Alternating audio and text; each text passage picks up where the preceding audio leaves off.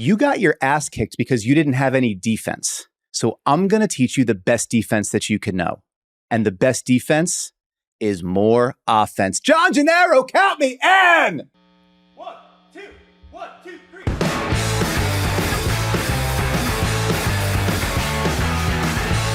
Today's first words belong to Sensei Johnny Lawrence from Season 1, Episode 4 of Cobra Kai, but the rest of them belong to me. Welcome to Devine Intervention, a self-help podcast about basketball. My name is Dan Devine, and before we get rolling, here are 3 things that I am grateful for today. Number 1, everyone at Yahoo Sports, past and present, those still with us and those who have just left us, who have made this a place where I can get paid to write about the NBA and talk about it into this microphone and into that camera. Number 2, surprise child incursions into work time.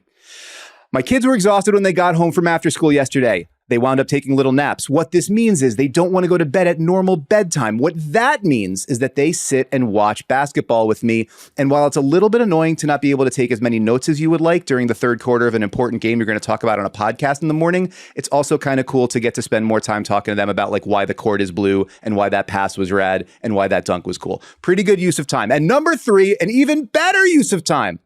I get to spend part of my morning chatting with someone who, for my money, provides some of the highest quality and most immaculately nuanced work of any writer covering any NBA team anywhere. My guest today is a phenomenal analyst whose work has appeared at SBNation.com, 538, and Indy Cornrows, where she covered specifically, obsessively, and in incredible detail, the Indiana Pacers. She has since hung up her own shingle, a Patreon titled Basketball She Wrote, where she covers, specifically, obsessively, and in incredible detail, the Indiana Pacers. NBA coaches, executives, players, and some of the smartest people covering this league swear by her work, and I do too. Friends, a warm welcome for Caitlin Cooper. Caitlin, thank you so much for being here. How are you doing today? Doing well. I'm tired. I'm weary from the long journey that was that basketball game, not going exactly the way that I anticipated that it would go, but excited to get to talk about the Indiana Pacers into a microphone with you. So thank you for the invitation. It's my pleasure. And also, that's what we're here for, right? We're here for it to not go exactly the way we planned. Because as good as you are at previewing things, if we just knew exactly what was going to go down, you know, what will be the fun in that? So we are going to go from that wearying but invigorating basketball game to talking about the in-season tournament, the quarterfinal games from Monday night. Before we get to that, though, here at Devine Intervention, we operate from a place of joy. So Caitlin Cooper, what is something about the NBA that is giving you joy this week? Well, it's going to have to be Pacers related. People should expect this from me. So even before last night's in-season tournament game, the Pacers won a game over the Miami Heat, in which it was going to be an epic clash between could the Pacers score without Tyrese Haliburton and could the Miami Heat defend without Bam Adebayo? And the Pacers came out on the right side of that. Still put up a lot of points on that Miami Heat defense with Kevin Love stepping out and blitzing at the 5 to the point. And this is my greatest joy. Of TJ McConnell being blitzed on the Miami Heat logo. Yes. Tyrese John McConnell was playing for the Indiana Pacers on Saturday.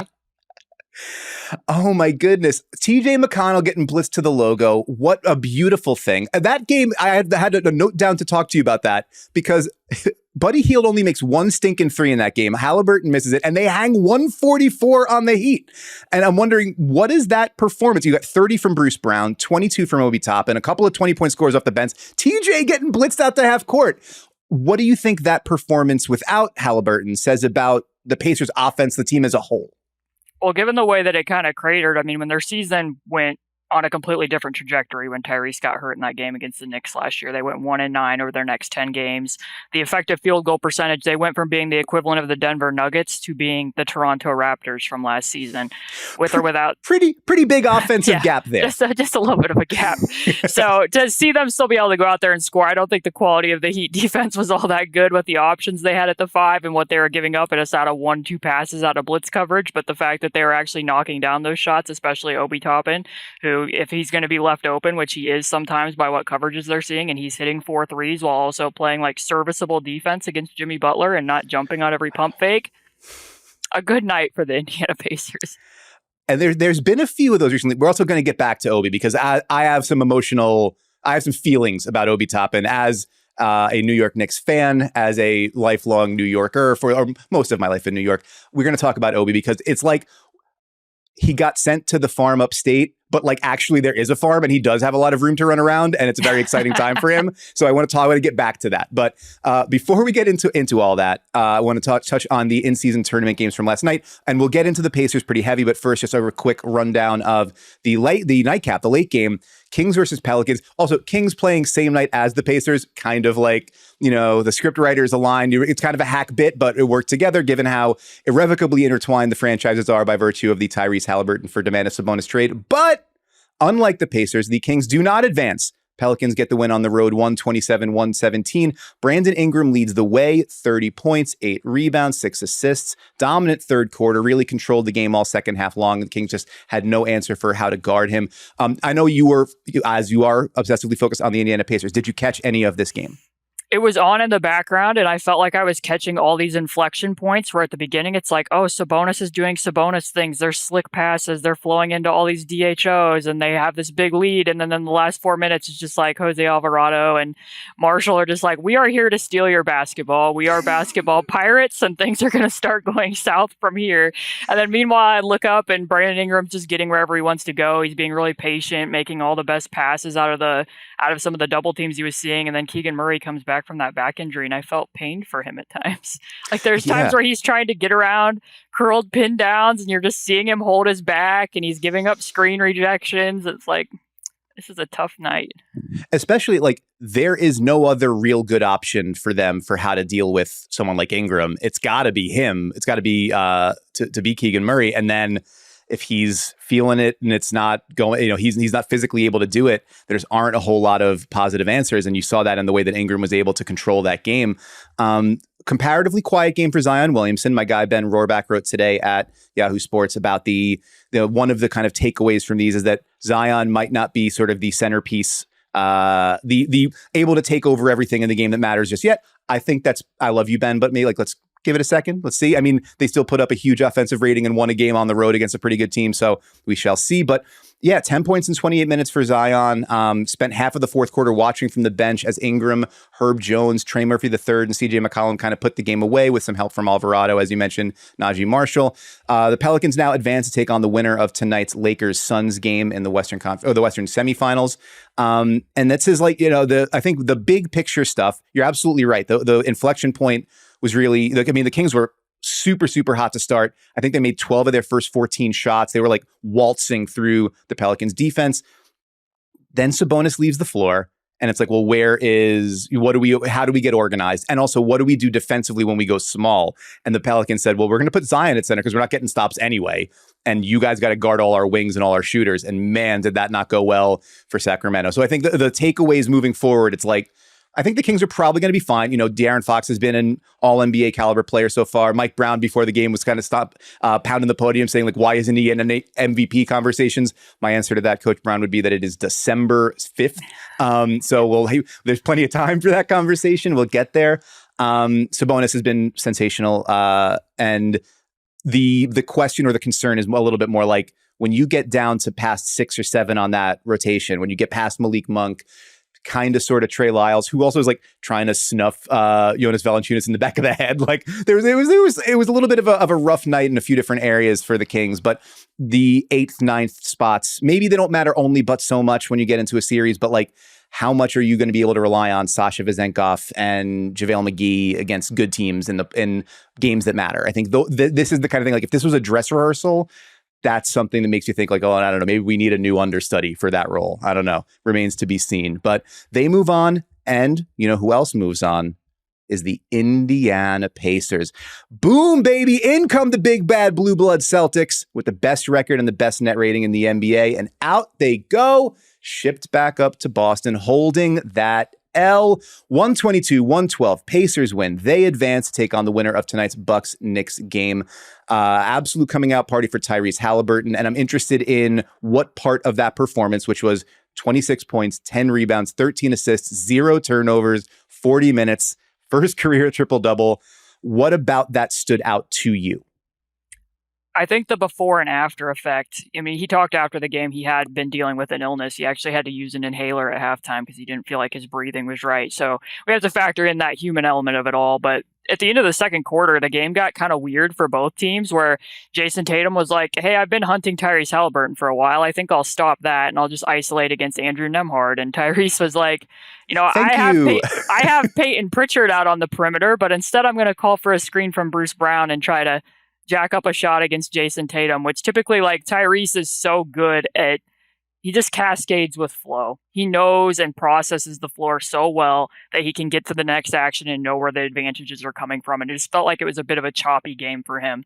Then you get into, obviously the third quarter was huge. That set the tone. But in the fourth quarter, just watching him navigate through, I anticipated there were going to be a lot of cross matches, and there were, because by the time they got to the end of that game, Drew Holiday did end up on Miles Turner, which I thought they would go to as like a pre-switch so that Drew could switch out to Tyrese on those screens rather than having Al Horford in drop or having Al Horford getting picked on. And Tyrese was just very methodical on where he was going to find those advantages at, including just deferring to his teammates for a few possessions. Like he knows Aaron Nesmith has Al Horford on him. Let's run actions to get Aaron Nesmith moving, and then he's just crashing and getting to the rim. Like he really was an X factor to the point where they get that last possession, which is the dagger 4.3, where they're running that ATO and they get Miles off of Drew Holiday, get Al Horford onto Miles. Miles screens for Tyrese, and then Buddy does what Buddy always does, which is go run and set a go screen for Tyrese to create just that little bit of indecision, and Jaylen Brown ends up fouling him, and that's just the dagger. So I felt like those 2 points really showed that the longer Tyrese is in a matchup, eventually he's going to figure it out the longer the game goes on. That's a fascinating point, because that level of control of the circumstances, the pace, the flow, everything about it, that's where like the absolute best of the best gets you, right? Where every possession is about them, even when it's not about them, right? Whether they have the ball or not. It's something that you wrote about delightfully this morning at Basketball She Wrote, where like the possessions where he doesn't have the ball and he's directing traffic, or understanding that if I set this flare coming out of the corner, it's going to force the defense to react in X, Y, or Z ways. It's going to create the opening, or even, so that when I don't have the ball, but also when I do have the ball and I know they're going to switch, if I have the audacity to just like jack this from 28 feet in the middle of the switch, as you call it, in the switch pocket, like when he sees that happening, or if he anticipates that's what it's going to be, and there's going to be just enough of an opening for me to get it off. Like if you have the audacity to try that, talk about a basketball pirate, and then also the accuracy to be able to make that shot, high 30s, low 40s% of the time, it makes you the kind of player that a defense can only, inconvenience, really. And the Celtics seemed better equipped than just about anybody to inconvenience Haliburton with Drew Holiday at the point of attack, with Derek White there, with Jason Tatum, with Jaylen Brown, the length and the quality they bring to bear on the perimeter. But you give him enough time and you give him enough of an opportunity to see what you're doing to him, and he dismantles it. And this, I would imagine, you watch the Pacers a heck of a lot closer than I do, and also than anybody does. But this is, I would imagine, the kind of thing you have seen Tyrese Haliburton do to an awful lot of defenses. Yeah, this season more than any other, I feel like he's seen a lot of different coverages and he's just finding ways to get around them. Because even in the third quarter, Drew's full court pressuring him and he's absorbing that pressure and then using it to apply it and get all the way to the rim. That's not something you would have seen a lot last year for him to charge ahead in those types of situations. And like you just said, like Derek White started out guarding him. Then they ended up putting Jason Tatum onto Miles Turner as a type of pre-switch, which kind of put Miles off the ball, and then they started using other screeners until Drew got put onto Miles, and he's navigating away all these other different types of things. And I think the thing that I like to refer to him most as is I think he's a basketball counterculture. He does so many things counter. I love that. Give me more of that. Let me hear that. Yeah, yes, because he rejects screens more than I believe every guard in the NBA except for Jalen Brunson. So he's constantly putting defenses into emergency rotations because the pick comes, he's immediately going away from it. Or sometimes I actually think we'd have to ask him to be sure, but like last night, he's using like the stack sign right in front of Drew Holiday, right in front of Derek White to try to get them to anticipate like the screen is coming. Like we're going to run stack. And as soon as they get overeager to go over the screen, it's a rejection. Like sometimes I think he legitimately wants people to see that he's calling those plays so that he can set up the defense to go in the opposite way. But also his shot form, like we know what the push shot is. I think that he shoots like a robot from the Tokyo Olympics that we remember. And I think it baits defenders into thinking they have more time to contest his shot than they actually do. Like, his release is still really quick, despite the fact that it's low. The jump passing that everybody knows that I love, like, he doesn't commit himself to a pass. He commits defenders to passing lanes to open up opportunities for other people. He glances outside instead of inside first, so that opens up layup passes around the rim. Like, everything he does is just counter to what defenses anticipate and gear themselves around. So he's just using all that in a really wonderful way. I think his handle's gotten tighter. Sometimes it's harder to weak him to his left because he's getting to that rejection, stop and pop and go left. So it's difficult to find solutions. Well, first off, just one thing I want to make sure that I note right away. She won't listen to this podcast because she's not allowed to listen to podcasts. But my 9-year-old last night, as she's watching, she goes, "That guy looked one way and threw the ball the other way." And I was like, he does that a lot, kiddo. Yeah, that's kind of one of his things. So I'm not saying we've got a junior Caitlin Cooper coming, but Siobhan noticing that made me very, very happy. With Haliburton, I want to just the numbers are. It's worth identifying them for our listeners here. Okay. He's averaging 26.9 points and 11.9 assists per game. The latter leads the league. He's on pace to be just the 8th player ever to average 25 and 10 for a season, and he's blowing them away, as you know. You just heard that. Shooting 60% on twos, 45% on threes, 88% on free throws. If he makes his next 16 free throws, he's at 50, 40, 90. He's creating 31.4 points per game via assists, which Second Spectrum's public-facing data only goes back to 2013-14. It would be the highest of any player in that entire database. He's top 5 in estimated plus-minus, in win shares per 48 minutes, box plus-minus, value over replacement player, and player efficiency rating. Pick your alphabet soup stat of choice. He is up near the top of it. It's basically Nikola Jokic, Joel Embiid, Shai Gilgeous-Alexander, and Tyrese Haliburton. We are talking about the evolution and the emergence of a top 5 player in the league, or at least right now at this moment in time. And you mentioned him being sort of a countercultural figure. He's also, this is a rarity for something like a team like Indiana. The Pacers have had great players before, but does this feel different? Does he feel like a different kind of centerpiece player for these Pacers? There's times where he just feels inevitable, because I said that about not anticipating that the matchup would go that way in a way that I did. I ended up recording 3 different Celtics podcasts over the weekend and not knowing who was going to be in and who was going to be out. And the Kristaps Porzingis thing changed my opinion of that matchup quite a bit when I knew he wasn't going to be out. About an hour beforehand, I have no way to prove this, but a friend was like, "Well, how much do you think the Pacers are going to lose that game by?" And I said, "I kind of have a feeling they might win it." Just because I was Tyrese has been out for 3 days. I think he's going to be revved up and ready for that matchup. I think it's going to be somewhat suitable for him because they probably are going to have Al Horford at the 5 some against Miles, which is going to provide him some space against the drop coverage. And if he starts getting hot, he's just going to get more and more confident. And there's just a certain degree of inevitability to him at times when you watch him, where there's just a trust that, like I said, he's going to find a way. And to hear the crowd last night chanting MVP, I can't remember a lot of times. I started covering this team when the tracking data started in 13-14, and I really can't remember too many MVP chants breaking out. Even when Oladipo was having all those clutch games in his first All-NBA season, I can't really remember that occurring. So to watch that and to see the fan base getting back up in the article, he had a profile written about him at Slam Magazine over the summer, and they had me do a quote for it. And I said, you can sense a change in the vibe of the state and in the city, where I literally have people walking up to me and being who don't even know necessarily, just friends and people that don't really watch the Pacers. And they're like, "I turn on those games because of Tyrese Haliburton." That was not happening when under the prior 3 All-Stars. I was not having people who are casual NBA fans telling me that.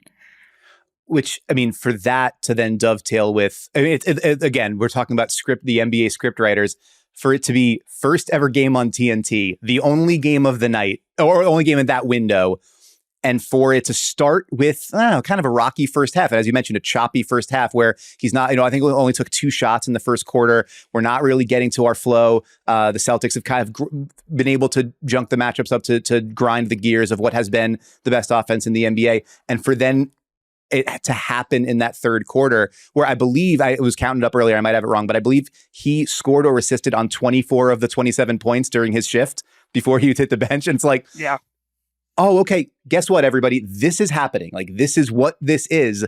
And if you see it tonight and you like it tonight, come back tomorrow because, there's going to be this is what is happening on a regular basis here. And if that's the case, this elevates the floor of this Pacers team pretty considerably. So I want to ask you, because we talk about feelings and emotions on this show, not as much about slice screens and, navigating ghosts, but outside of Tyrese Haliburton, what has excited you most about this Pacers team this season? That's a very good question. Yeah, I mean, I think that obviously they play with electricity. When you're able to see them go, and Steph Noe at Sporting News wrote a story about this where he asked me for some insights, but when Tyrese first got traded to the Pacers, there was like a 4-game stretch where they were playing at a very fast pace, and I thought, oh, this is changing. Like, this is very different than what this team just was under Malcolm Brogdon.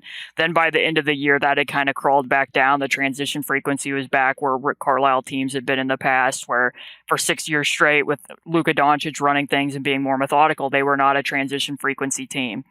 And now that turned around so quickly during Tyrese's second season, and to see them being literally one of the fastest teams ever. And not only just in the sense of, like, they do this in games. I mean, they did it when Tyrese wasn't playing on Saturday. They did it with TJ McConnell running the action. They want to get the ball across the floor so quickly, and they also just get into their half-court offense so quickly that it almost taints me when I watch other games, because I'm like, why aren't these teams running this with more intention and getting into this set quicker? Because the Pacers are just running stuff so fast. So I think the overall brand of basketball that they play is almost, I mean, obviously that's an extension and built around the identity of what Tyrese Haliburton is as a player. But that's what's really exciting when you're watching the team, is just their stylistic form of playing. And then also, I talk about it a lot. You said you don't go too deep into ghost screening and slice screening, but they use a lot of different screeners, and they have been like the number one effective pick and roll team points per chance. And that's in part because you don't always know where the screens are coming from, how much context is going to be on those screens. And that's how they're able to now be getting around those cross matches better than they were a year ago when Jalen Smith was in the lineup, because that really hampered them for like a 7-game road trip. Their offense cratered for a time, and when they came back, Aaron Nesmith had to be inserted into the starting lineup so that they could avoid having centers guarding Jalen Smith so that Miles would get that back. And now, like, watching them last night and watching them navigate around that in certain games, there's been strides forward because there's just a lot of unpredictability to it. A lot of their offense is random. And that's what I mean. There's a very good Haliburton feature by our friend Rob Mahoney at The Ringer last month. And Rick Carlisle had a quote in it that I loved, which is, quote, it's harder to guard when the other team doesn't know what's about to happen. It's also harder to guard when your guys don't know what's about to happen either. And a lot of it, I think you're absolutely right, it stems from Tyrese Haliburton, but it also feels like, and you can correct me if I'm wrong here, it feels like the North Star for some of who they have brought into the roster is a sense of like feel, IQ, the ability to process information quickly and sort of understand, if I do X, then Y happens, and here's where we create a pocket. Does this, and I mean, you see that sort of manifesting, and despite that pace, which, as you mentioned, is number one in the league, to a point where it's like, it's again kind of a hacky bit to be like, the Pacers are fast, but that they are absolutely tearing ass down the floor every possession, every chance they get, off of makes, off of misses, off of whatever. And they're 9th in passes per game, but they're 2nd in turnover rate and number 1 in assist to turnover ratio. So like, how does a team that so clearly prioritizes like slamming the pedal to the metal also be so careful? Like, how have they been able to manage that sort of dichotomy? I mean, it's incredible because they weren't doing it last year. And I tried to look through the history of teams that rank top 5 in pace and top 5 in turnover rate. And there's not a lot of crossover there. We've seen that from the Warriors, right? They play very fast and they have a tendency to get also fast and loose with the basketball. Right. And the Pacers are really protecting that. And I think that that's fed into a lot of their offensive efficiency in the half court as well. Like that. It's tough to explain really how they're able to do it so much better than they were at the back end of last season, because they were ranking like 22nd in turnover rate. And somebody had asked me over the summer, like, why is the half-court offense where it is? I'm like, well, if they could cut back on the turnovers. But I was like, is it fair to expect that of them when they are trying to play that fast in the open court? Like, there is a give or take to it. But like what you just said there about having the high IQ and cerebral players, high feel players, I should say, that they are very good, and that Rick Carlisle, if you watch like the opening set of a game or the opening set after halftime or the ATO I mentioned, he's clearly still capable of being fire with the pin. The guy can optimize a set and create very nuanced offense, but a lot of what they run is not super nuanced. Like, it's triggering an initial advantage, and then they're just expected to keep playing. Like this is where we get to next. It's a ghost screen, or we're getting into split action, and the guards are just supposed to keep moving. And that's sometimes where Benedict Mathurin can stand out a little bit from the rest. Some of it's been a little bit better this year, where I like to say he stands out when he's fitting in, because that means he's making progress in his development. But he's a little bit different, and the ball can get a little bit stickier with him, or he'll see two different options at once. Like, oh, the Tyrese is over there behind a flare screen, but I think the next thing I'm supposed to do is call for this big to come go into split action. Like, there can be a little bit of a hitchiness sometimes with him, but for the most part, I think that you hit the nail on the head. There's a lot of guys on the roster who know how to deal with play, breakdown, progressions, and just get to the next thing. And him, when he's doing that well, when he's either flowing into just like, this is where the open space is that I need to go to space. Like he hit, I think, 3 corner threes last night. And he's just like, when he's able to move, all right, if this is not there, I need to flow out. When the ball swings to me, I need to make a decision quick. It's either I'm going up with it, I'm making the drive, or I'm making the next read. And that's, of course, like that is, you mentioned the human element earlier of like Tyrese Haliburton literally having a problem breathing for a little while. Teenagers and guys who are 20 years old, having so much thrown at them so quickly. Like, yes, they've been playing basketball all their lives, but the evolution in real time of how you adjust to these things, it's like you cannot overemphasize how big a deal that is, or how difficult that is to navigate. And I think that's also part of what made the in-season tournament aspect of this extra cool. It's like all of these guys, or so many of these young guys at least, Miles Turner has been part of big games. He's been in playoff series, but like, for a lot of the guys, this was their first chance to really play in a big game, and they treated it like it. And there was a lot of joy to that too. Like, it made me think about when the Wolves won their play-in tournament game a couple of years ago, and it's like Pat Bev is jumping up on the scorer's table, and people are like kind of clowning on him, like, oh, they're acting like they won the title. Yeah, dog, it's hard. All this stuff is hard, and there aren't that many things to win. So like, feel good when you win them. The Pacers should absolutely feel good about winning this. One thing they maybe need to feel a little bit bad about, or maybe have some concerns about, is I think what I would imagine your answer would be if I ask you what scares you about this team. But I'm going to let you fill in the blank there.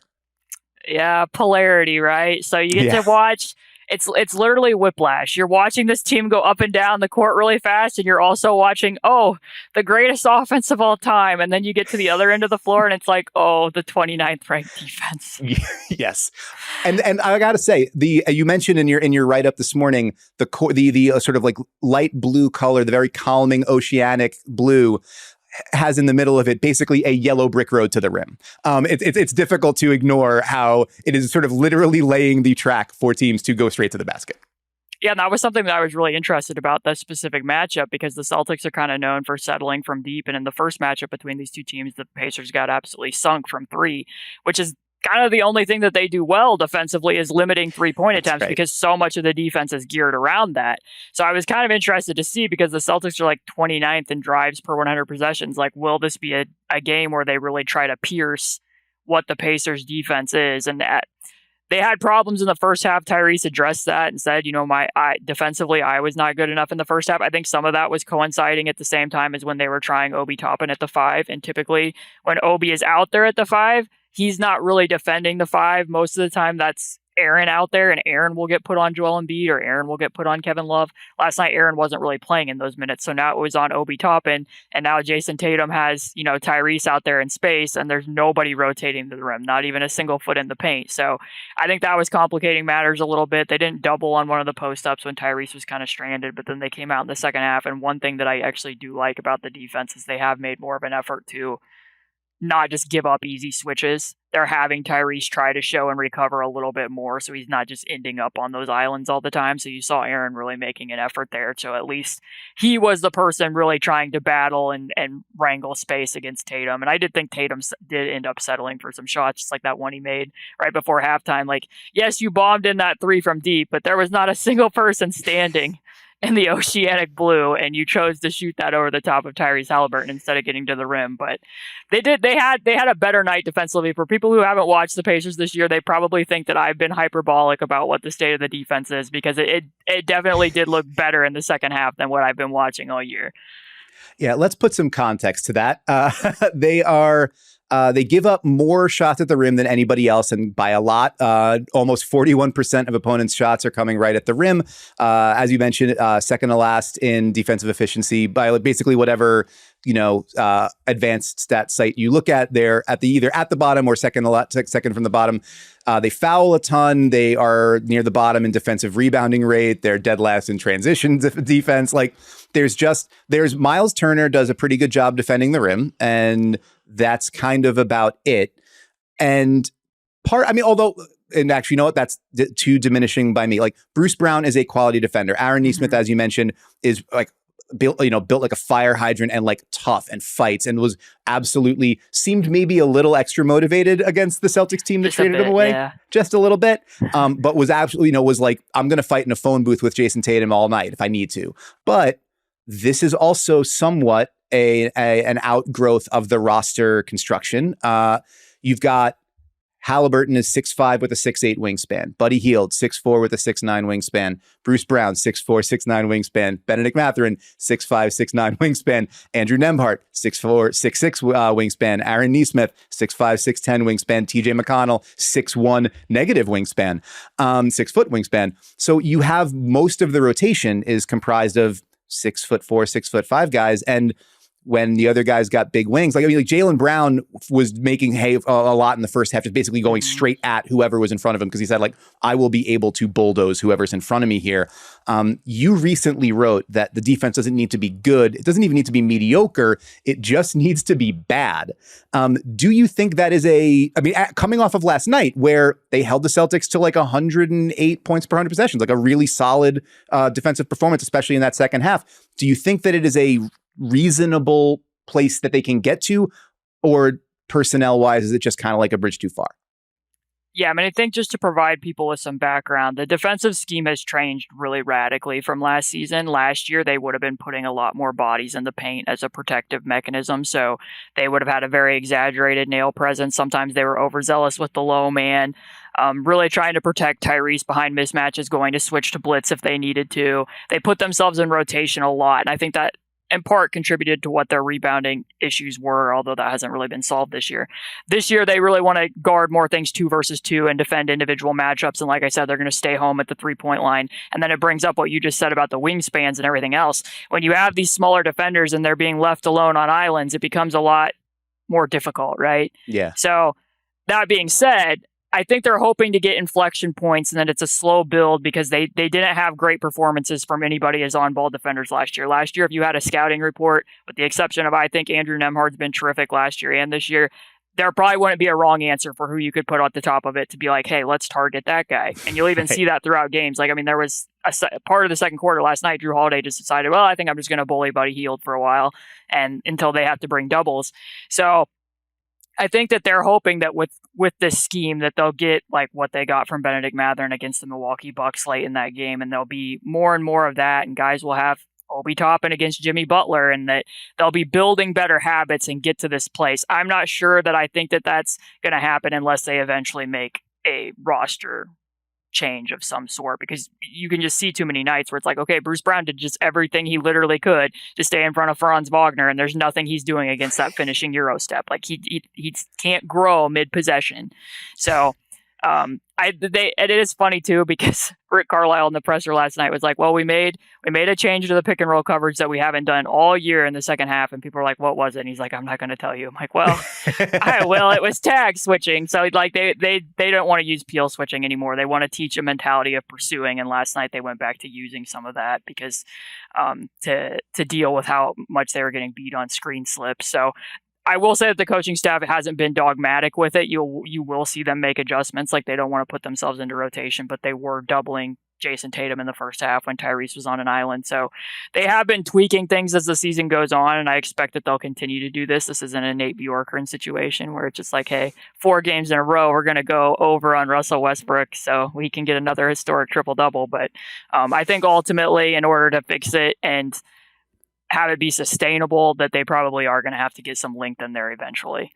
I mean, you could have gone and just said, like, what's giving me joy this week is that we're going to get to a Nate Bjorkgren drop in the middle of the show, and we don't have to build the whole show about how much agita we felt during that period of time. You mentioned Obi Toppin, and I got to get back to this because So Obi Toppin, the Knicks picked Obi Toppin when they could have picked Tyrese Haliburton, but they didn't. And that's totally fine. We're moving on. We're moving past that. We're advancing in our lives. The Knicks have Jalen Brunson. The Knicks have a lot of things going on, and it's wonderful. Obi Toppin barely played for most of his time in New York. Coincided with Julius Randle of jumping into all NBA status, which I don't know that anybody expected when the Knicks picked Obi Toppin to play power forward in that lottery. But there was always the sense of you're watching a guy who is built for one style and being forced to play a different one. I'm like, why is, this, he can't be a pick and roll dive man because there's always a true center on the floor who's not a stretch five for the Knicks. He is not really a plus shooter, but he's being asked to space to the corners, and teams don't really care too much about that. He is begging to run in transition, and the Knicks with Tom Thibodeau play one of the most plodding paces in the league. And so then you get to the point where it's like, all right, well, we got to extend him or not and figure something out with them. And they say, well, Randall just made All NBA again, and I don't know that we can pay him, so let's trade him. And so 2 second-round picks, and he goes to the Pacers. And when it happened, I remember thinking, like, this is going to be perfect in a way that's infuriating. And I'm wondering, what have the early returns looked like to you from that? Yeah, I think that there's some games where he stood out more than others, in part because matchups favored him a little bit more. So like in the game against Atlanta, they ended up putting Aaron Nesmith and Buddy Hield back in the starting lineup for what they said were spacing reasons. I think they probably wanted to be able to switch on some of the power forward, point guard screening actions that they do with Trey, where the power forward slips out a lot, and Aaron's probably going to be a little bit better equipped to handle that. But I felt going into that game, I'm like, oh, this is going to be a good Obi game because Atlanta blitzes more than any team in the NBA.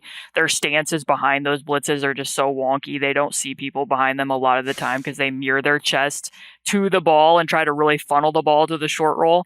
So Obi was just cutting all over the place. Like Obi in the game against Philadelphia in the in-season tournament, like, oh, there's a lot of extra attention on Tyrese. You're going to go trap him. Well, I'm just going to dive, and Tyrese is going to throw a perfectly placed lob right on time for me at the rim. Like a lot of it is out of cutting. He does more rolling per 100 possessions than he would have done with the Knicks, but he doesn't always like make himself available as the roll man and put himself in the passing window. But he has gravity because he's a lob threat, so it pulls people off of the corners at times. And I've been impressed in some of the games where they do see some of the cross matches, like Toronto did that. They put Jakob Poeltl on Obi instead of Miles, and they just started rolling Obi. And then they're like, well, I guess we got to put Jakob on Bruce now. And Bruce is like, well, I'm just going to go be the screener, and I can roll too. Right. So like, that's what everybody loved about me when I was in Brooklyn. Like I started doing this job. Right. I can still do that job, but I just also get to do more. And now I have a big shiny ring. Exactly. So yeah, I mean, Obi, I think I agree with you. Like going into it, it's like he's finally playing with a floor spacer. He's playing with a point guard who's very pass first. He's playing in this up-tempo scheme. Like everything is suited for him to break out. I think that he's had some strong moments these last couple games, especially, but you'll notice he was not in the closing lineup last night. He's not typically in the closing lineup with the exception of a couple games. He was out there against Atlanta and then obviously Miami because they had some injury stuff going on, but I think that they feel more comfortable with Aaron Nesmith as a security blanket, especially because he has shot the ball a little bit more consistently and just what you can do defensively with him. I think like last night in that type of situation, they feel better about Aaron guarding Jason Tatum and also being able to just crash to the rim and be, running around like his hair's on fire against Al Horford than they do about Obi. But I don't know still if they have their long-term answer as a starting four, but I think they have to be happy with what they've gotten from Obi Toppin, especially because he already had an existing relationship with Tyrese as well. Yeah, going back to their pre-draft, which you can. And so now you have from that draft class, they have, I believe it's the number 8 pick, the number 10 pick, the number 12 pick, and the number 14 pick. The Pacers wound up with all those guys without having a first round pick in that draft. Pretty good deal as a second draft, recouping of assets there. With Obi, just really quickly, career highs in minutes and points per game. He's shooting 76% on 2-pointers because everything he's getting is absolute perfect table service. They're making the guacamole at the side of the table with you. 95th percentile in points per possession on cuts, as you mentioned, 81st percentile in transition. It is like he found the right space for him. And I have to be appreciative of that. I have to be grateful for that. Thanks so much for what you gave me while you were here, but now go run free and enjoy yourself. But you mentioned, there's the question of is he the long-term answer at the 4? Is this the long-term answer for what this sort of construction looks like? Will a new move need to be made to try to address some of those defensive concerns? I'm wondering just where they stand right now with, as you mentioned, it's number one offense in the league, down at the bottom of the defensive standings, but 11-8, a game out of a top 4 seed in the East. Like, the top of the East is good, but also you just took down the best team in the East, in a pretty convincing and impressive performance. Like, what do you see as the potential ceiling for these Pacers? I think it's still hard for me to imagine that unless I put the bar that if they could be a top 20 defense, I thought this could be a very competitive team. Like, that is not a high bar. I was hoping for 20th. Right. But I think some of it speaks to last summer around the draft. Chad Buchanan, the general manager here, gave a quote where he had said that they explored the idea of moving number 7 for players who were on expiring contracts, and people can kind of try to connect those dots. But him saying that, as a small market team, that was going to be very, very risky for us to be giving up a pick inside the top 10 without assurances that those players would be here for longer than a year. I think with Tyrese, they get more than 1 year development. They get multiple years of development in one. So last year, I think he made a quicker leap than they expected. I'm pretty confident he probably already has this year as well, even though they believe in as much as they do. So when you have like a top 10 player on the roster, does that make you a little bit itchier to be willing to take potentially a riskier move? And when is that? Because, are you one power forward away from being a contender this year? Probably not. But at a certain point, this front office has been very patient, and that's served them well. Like, they were a lot more patient than I think the fan base wanted them to be with the last iteration of this team, knowing how that starting lineup played less than 200 minutes together because they were never healthy at the same time. And then it looked stale, like they needed to make trades, and they waited and they waited and they waited, and Tyrese Haliburton was available and it worked out for them. Yeah. How many blog posts would you say were written about the Turner Sabonis tandem and how much it needed to be split and who needed to be prioritized or not? Would it be the over under be like 1.5 million? I don't know. It's the a word big number. purgatorial was used a lot. I know that. I know that was the case, but like at a certain point, they're going to have to be like, hey, this is the guy that fits what we need to do, and we're willing to take a risk and bet on the fact that they're going to want to stay here because of what it is like to play with Tyrese Haliburton and because they see winning. But Tyrese has mentioned himself, like, I'm from Wisconsin. I've seen a small market team do this. I've seen the Milwaukee Bucks win a championship. But when they talk about it, they talk about they drafted Giannis. They had their core first. Then they went and made the big trade for Drew Holiday. And then the types of free agents they got were on the fringes. And I think that's kind of what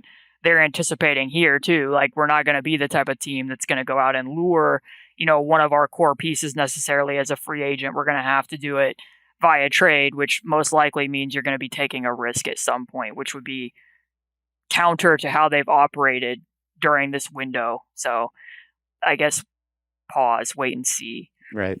Well, you might operate counter to what you've previously operated with when you have a counterculture currently running the show. So actually, just quickly, because you an interesting person in that dynamic, when you talk about the patience and you talk about figuring out sort of what's next and defensive answers and so on and so forth, and what trade packages could wind up being, an interesting guy in that mix is Jarace Walker, who what wound up being the lottery pick this past year, seemed like a sort of plug and play fit for a team that needed a defensive minded, but also good processing, smart playmaking for coming out of Houston. Has not gotten a whole lot of opportunity so far this season. I think 41 minutes over 5 appearances. Where does he sort of stand in those plannings and that discussion? Yeah, I think it got complicated for him as soon as the Obi thing became an option. I think if you can get Obi Toppin for pocket lint and see if he can pop off here, you probably do it. But as soon as that happened, like, his opportunity was going to be a little bit more limited, although I think it was still there because when Aaron Nesmith was asked at Media Day, he talked about, I trained and prepared this year to play at the 3. I need to be able to play above the break more and put the ball on the floor and be able to set go screens and, attack closeouts, which leads you to believe they were anticipating that Jarace would play backup 4 because there's no other 4s on this roster. Right. And he had a pretty decent summer league. He did not shoot the ball well, but he had a loose body in his elbow at the time. So I thought, that some of that might turn around. But in the garbage time minutes that he's played against Boston, against Orlando, which obviously is a very small sample, he's had a lot of defensive mistakes. So I know a lot of times the fan base is clamoring and being like, hey, we drafted this guy as a defense first player. He could improve the defense. And it's like, he's only 20 years old. Right. He's a rookie, and he's coming from an incredibly different scheme in Houston under Kelvin Sampson, where they were hedging every ball screen, and he had to be very proactive and going to tag the roll man. And he was instinctual in doing that, but like the rules were more cut and dry of where you're going to go help. In the Pacers scheme, it's polar opposite from that. So for him to be getting reps and having to learn where to do that, and then just being like, he's not exclusively making mistakes. Like, I don't want people to think that, but when you're making that many in the fourth quarter of garbage time, it's not realistic to be like, hey, when we gave up 45 points in the fourth quarter to the Miami Heat the other night, why wasn't Rick Carlisle throwing Jarace Walker out there to fix this? Like, that's not super realistic right at the current moment. But I think with time, and he is getting some games in the G League, that they're hoping that all comes together. And then obviously his shot's going to need to see some improvement. He drifts left on his shot like he's being hit by a gentle gust of wind. And the release is okay, but it makes it short because of what he's doing whenever he's in the air, and he's leaning in a lot of types of places. So if they want to use him the way that Rick Carlisle tends to with fours, and he's going to be a pump and go threat and be needing to space out, they're going to need a little bit more there. So we'll see in the long term, but it's kind of like what Obi Toppin experienced a little bit behind Julius Randle. Obi kind of did that to Jarace Walker to a degree. I mean, I don't think Obi's going to turn into an all-star caliber player. Sure. I think he's going to be a very nice player for the Pacers, but he is blocking Jarace a little bit in what his overall ascension might be able to be. Yeah, time is a flat circle gently being pushed to the left by a gust of wind. All right. Well, I think it's a fascinating and really exciting team. I'm really thrilled that we're going to get to see at least one more game of them in the in-season tournament when they go. Well, we'll get to see many more games of them, but specifically in this context, we'll see them one more game in the in-season tournament against the winner of Bucks and Knicks. Maybe there's an Obi Toppin revenge game on the docket. Who knows? Who among us can see? We'll wrap up with something that we like to call the closing five, because Caitlin Cooper, as a certified ball knower, you know that how you start games isn't as important as how you finish them. Question number one. What, besides hand tracking all 1,843 passes Tyrese Haliburton threw in a season, which is something you did, you sicko, what is something that constitutes self-care for Caitlin Cooper? Yeah, it's actually kind of hard right now, because one thing that I love to do, especially in the summer, is I make time to go for at least one walk every day. I'm very lucky because my sister is my best friend, and she and her husband and her son live around the corner from me. So we always make time for each other to be able to go out on walks, and I don't take my phone, and I just want to be able to talk with her and take that time and just be with each other. So I love going on walks, but now it's starting to get very cold in Indiana, and I don't enjoy going on the walks when the roads start getting slippery and I have to wear a big heavy coat. So, but that's one of my favorite pastimes, is just going outside and being on a walk. Yeah, and the phone break component of that too is a really big deal. Like I'm admittedly terrible at that. Like even when I'm going to walk the dog, Luger, the premium boy, I sleep right behind this camera right here. I'm usually listening to something, or I find myself futzing around with it. When you actually have the discipline to do that and like leave it alone for a little while, it's like, oh right, there's like the world. I'm looking at the sky. That's a nice thing to do. Question number two. I know you focus primarily and in a significant way on the Indiana Pacers. Who is your favorite non-Pacer to watch? My favorite non-Pacer player to watch? Well, it's going to be pretty boring. It's Steph Curry.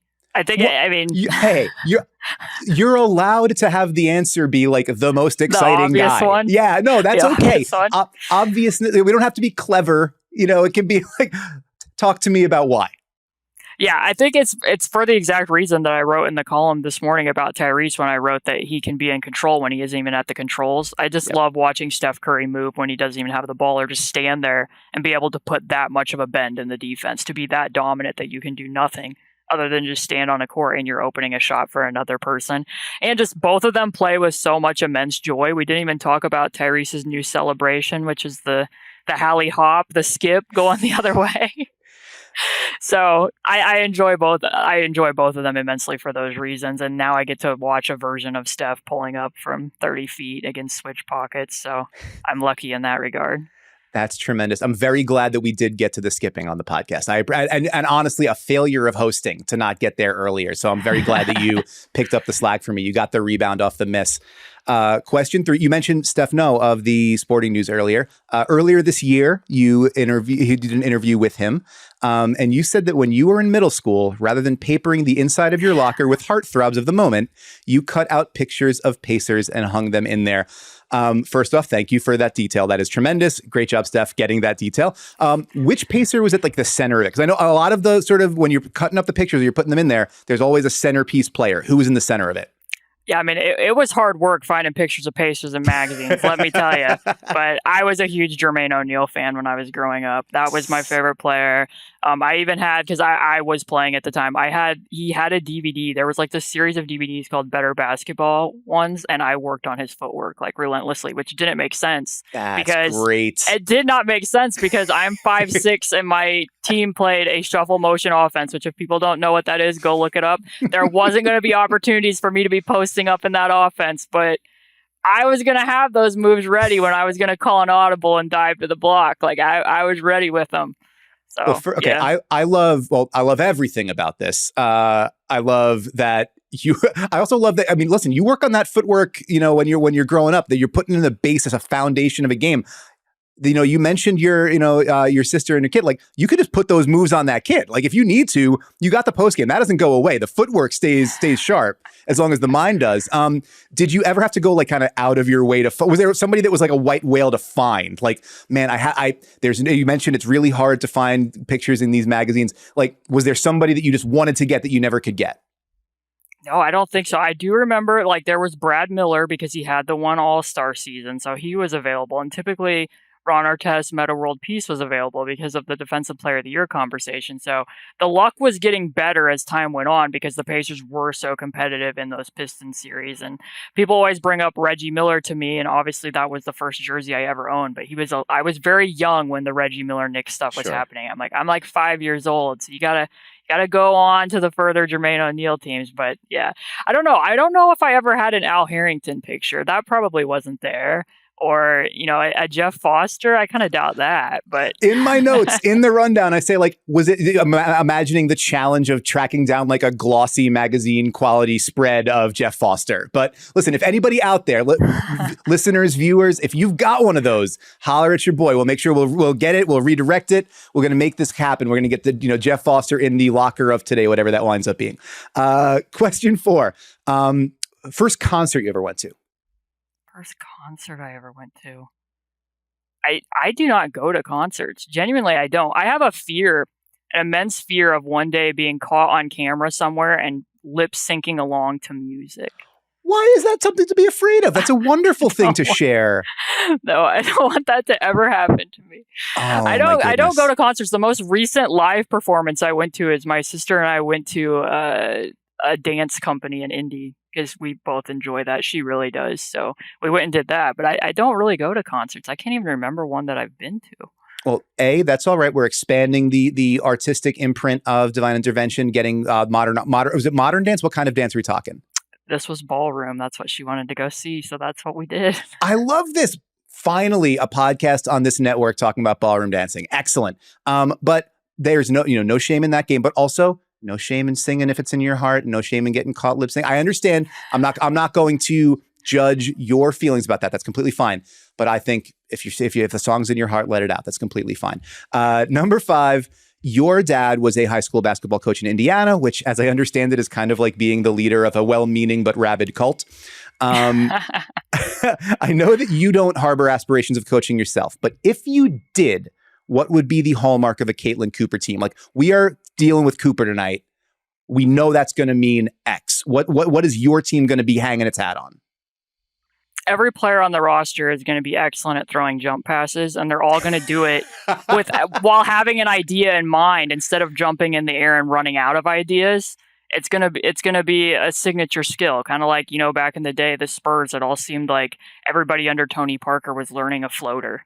Everybody on my roster is going to have a jump pass in their back pocket, just ready to go. I love this. We're going to work on Jermaine O'Neal's post footwork, and we're going to work on our jump passes, and we're just going to jump passes out of the post.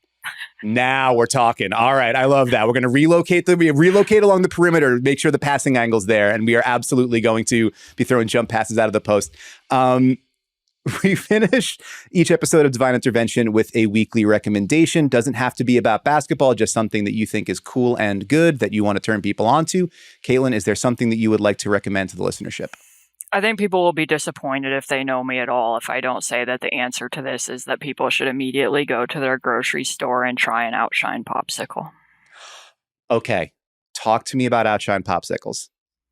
Okay, so people don't necessarily, I don't know how much I've actually talked about this, but I can't eat dairy. I'm not lactose intolerant. I just have a sensitivity to it, hence my love for popsicles.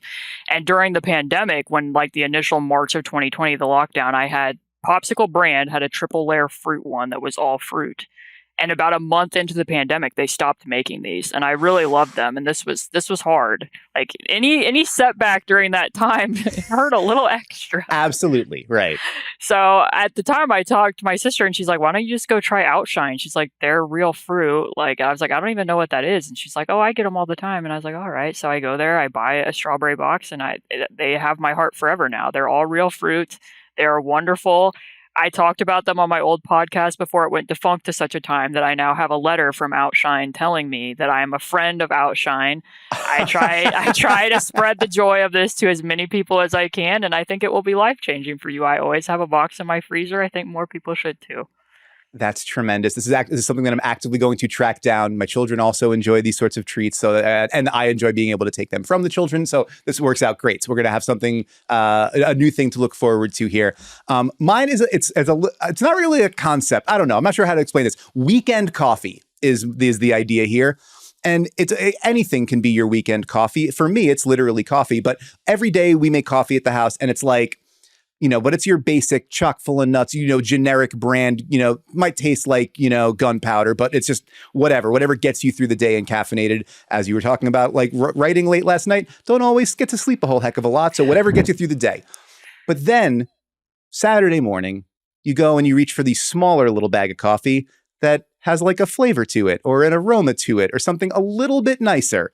And that's, it's your macchiato thing or it's your whatever. And you make that coffee on Saturday, and it's like, okay, I get to decompress a little bit. I get to have a little bit of an exhale. And this is a little bit nicer than what I am normally doing. And again, weekend coffee for me literally is coffee. It can be any version of that for you, something that you give yourself just a little bit nicer than you normally would, or that you do for somebody else, like making that coffee for my wife. That's a little bit nicer than you normally would. I find that to be a good, like, pressure releaser, kind of establish a boundary separation of this is a little bit different from every day. It's a little bit nicer. I can chill out a little bit and actually enjoy this before, everybody starts screaming over here as they often do, or we, have to get back into work or whatever else. So the concept of weekend coffee, and literally weekend coffee, is my recommendation to the listenership today. The other recommendation that I have, and I must insist upon, is that you go and you support Basketball She Wrote on Patreon. It is an absolutely brilliant way to spend your money. It is an absolutely brilliant way to spend your time. You will not read more specifically detailed and better coverage of any team anywhere else in the NBA than you will when you follow Caitlin Cooper's work on the Indiana Pacers. I cannot stress enough that is like, it is worth your time and your money. Caitlin, is there anything else you'd like to point people toward as we get out the door here? No, I love your recommendation. Recently, I do not drink coffee, but a weekend ago, I went to a specialty chocolate shop and bought a specialty cup of hot chocolate. And it made me feel better that day. So, yes, a good recommendation. Small kindnesses for yourself and for others. That is going to do it for this episode of Devine Intervention. I want to thank Caitlin Cooper for taking all this time to be with us.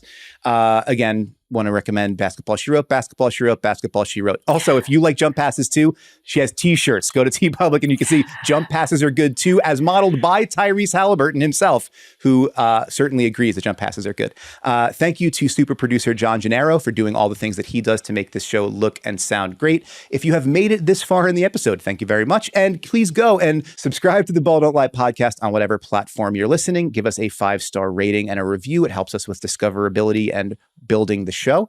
Thank you so much for listening. We'll see you again next week. Take care of yourself. You deserve it.